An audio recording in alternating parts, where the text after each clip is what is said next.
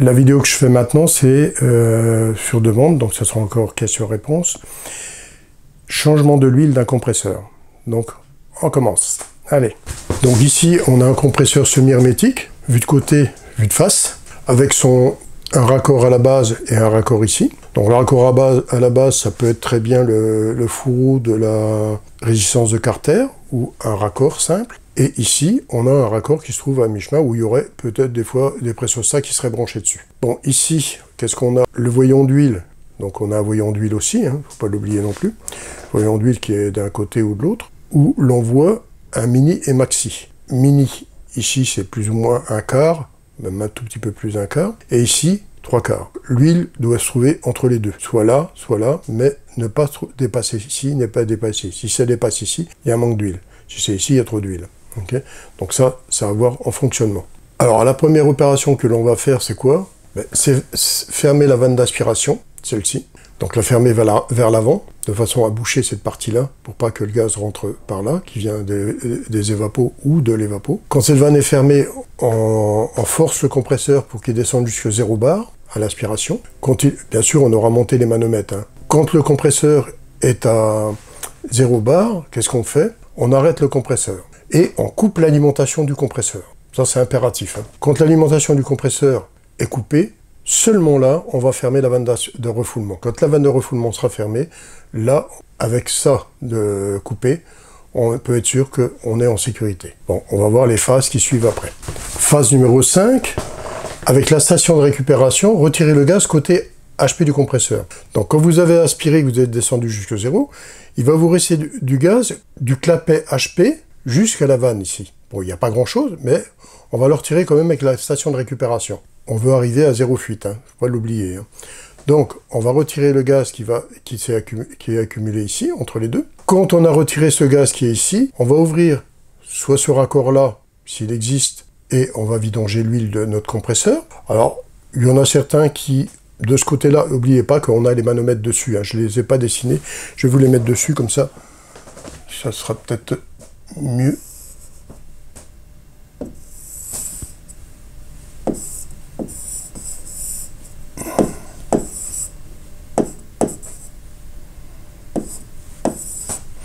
Bon, c'est grossier, mais bon, c'est pour les montrer. Hein.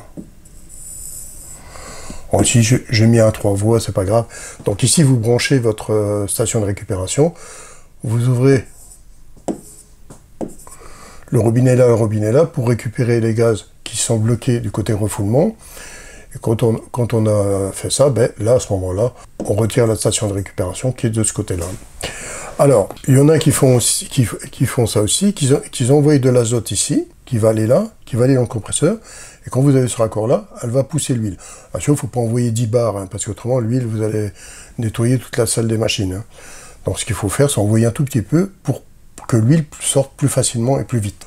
Et faites attention que ça ne se mette pas en émulsion. Émulsion, c'est de la mousse. Donc, vous la laissez sortir gentiment. Donc, un tout petit peu pour permettre de pousser l'huile si vous avez cette possibilité-là, ou vous la laissez couler tout doucement si vous ne mettez pas d'azote. Alors maintenant, vous avez la deuxième solution, si vous n'avez pas ce raccord-là, ici, sur ce raccord-là, il existe des pompes à huile pour aspirer l'huile. Donc vous avez une pompe à huile pour mettre de l'huile, mais vous avez aussi la pompe à huile pour aspirer l'huile. La pompe à huile pour aspirer l'huile, vous la mettez dedans, et vous aspirez l'huile pour la remettre dans un bidon, pour l'amener pour la destruction. N'oubliez pas que l'huile que vous avez récupérée doit être détruite, si vous avez encore de l'huile. Okay. Alors maintenant que j'ai vidangé cette huile, je vais recharger. Comment je vais recharger? On va voir la suite. On va faire la recharge en huile comment? Avec ce raccord-là, bon, ici je remets le raccord d'office. Ça, si on a ce raccord-là, on remet d'office, et je reviens ici. Si je reviens ici, je peux faire de deux façons différentes. La première façon, c'est prendre une pompe à huile pour rentrer l'huile dedans. Donc je mets dans un bidon vierge, un bidon qui est neuf, que j'ouvre. Donc le bidon que vous avez ouvert d'huile, vous allez l'utiliser une fois. Le reste servira pour graisser, faire des trucs comme ça. Vous ne pouvez plus l'employer pour mettre dans un compresseur parce que il sera pollué. Donc il faut prendre des bidons qui correspondent avec la quantité d'huile que vous avez besoin ici. Donc vous envoyez l'huile avec la pompe à huile, et vous la remplissez avec. Ça, c'est la première solution. La deuxième solution, c'est de prendre un raccord que vous mettez dans un bidon d'huile, et ici, vous allez mettre une pompe à vide. Vous allez ouvrir ces deux-là, ça va faire le vide ici, Et en faisant le vide, l'huile va être aspirée et rentrer dans le compresseur.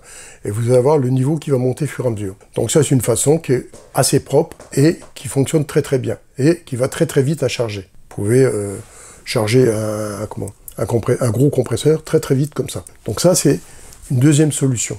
Alors après que vous avez chargé votre compresseur au niveau qui correspond, ben, qu'est-ce que vous faites? Vous mettez au vide votre compresseur, parce qu'il peut y avoir de l'air dedans. Donc bien sûr, vous allez refermer votre raccord ici. Celui-ci est déjà fermé. Vous allez fermer votre raccord ici. Et vous allez mettre, c'est-à-dire qu'on va faire en premier, c'est envoyer de l'azote. Donc vous envoyez de l'azote dans votre compresseur. L'azote qui est ici, vous allez regarder si le raccord qui est là et là ne fuit pas. S'il ne fuit pas, à ce moment-là, vous dégazez. Vous faites le vide de votre compresseur bien comme il faut pour pas que l'huile soit polluée et qu'on n'ait plus d'air dedans. Quand le vide est bien fait comme il faut, vous ouvrez votre raccord là, vous faites un deuxième contrôle de fuite et vous ouvrez ce raccord là.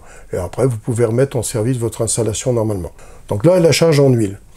Alors maintenant, si vous avez un manque d'huile, ben vous pouvez très bien, avec une pompe à huile, envoyer de l'huile côté BP. Vous l'envoyez tout doucement via la pompe à huile. Vous arrangez, comme ici, là, en BP, en général, les pressions ne sont pas trop hautes. Si elles sont trop hautes, ben vous fermez légèrement votre vanne ici, de façon à faire descendre la BP et vous chargez en huile tout doucement. N'oubliez pas que les coups de liquide et les coups d'huile, c'est pas bon pour les clapets, donc vous chargez tout doucement en huile. Hein. Et vous regardez votre voyant de façon à ce que ce soit comme il faut. Pour les compresseurs hermétiques, alors là, c'est tout à fait différent.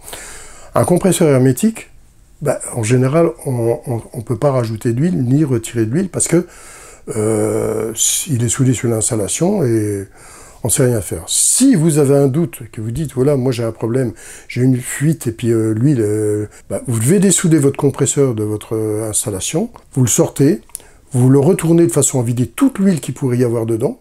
Voilà, avant de le remettre en place, vous le rechargez en huile dedans, donc vous avez un petit raccord que qui est sur le compresseur, vous pouvez dessouder et recharger en huile de ce côté-là, avec le catalogue. Vous regardez le catalogue du compresseur, et on vous indique les quantités d'huile qu'il y a dedans. Et vous remettez la quantité d'huile nécessaire, pas plus ni moins. Vous ressoudez votre raccord, vous remettez votre compresseur dessus, vous le ressoudez sur votre installation, vous faites bien le vide, et à ce moment-là, vous pouvez vous permettre de remettre en route votre installation ou de recharger si vous avez vidé toute votre installation. Parce que bon, il y a des fois, vous êtes obligé de vider toute l'installation. La vider, c'est-à-dire récupérer le gaz, le mettre dans une bouteille, quitte à reprendre ce gaz. Mais si vous faites ça, n'oubliez pas de changer le déshydrateur. Bon voilà, je vous ai expliqué comment changer l'huile d'un compresseur semi-hermétique et l'hermétique, mais là, bon, l'hermétique, c'est vraiment occasionnel. Hein. C'est très rare que ça se fasse. Hein. On ne sait jamais, ça sera sûrement une question que j'aurais eue, alors j'ai préféré le dire. Pour le semi-hermétique, vous voyez, c'est pas trop compliqué à faire. Il suffit d'y aller doucement, doucement, et pas mettre la charrue avant les bœufs. C'est surtout ça. Et faire attention à ne pas faire entrer d'air dans le circuit, et ne pas mettre de l'huile qui a déjà été utilisée ou qui est de l'huile polluée. Il faut prendre de l'huile propre. Et quand vous avez utilisé le bidon, je l'ai dit tantôt, l'huile, le reste d'huile qu'il y a dans votre bidon, vous l'utilisez à autre chose, mais pas pour mettre dans un compresseur. Parce qu'elle va être polluée, cette huile. Le fait de l'ouvrir le bidon, c'est de l'huile qui est très très hygroscopique et elle se pollue très vite. Donc, que ce soit pour n'importe quel compresseur, on n'utilise qu'une seule fois. Donc c'est pour ça qu'il faut acheter des bidons adéquats. Allez, à bientôt.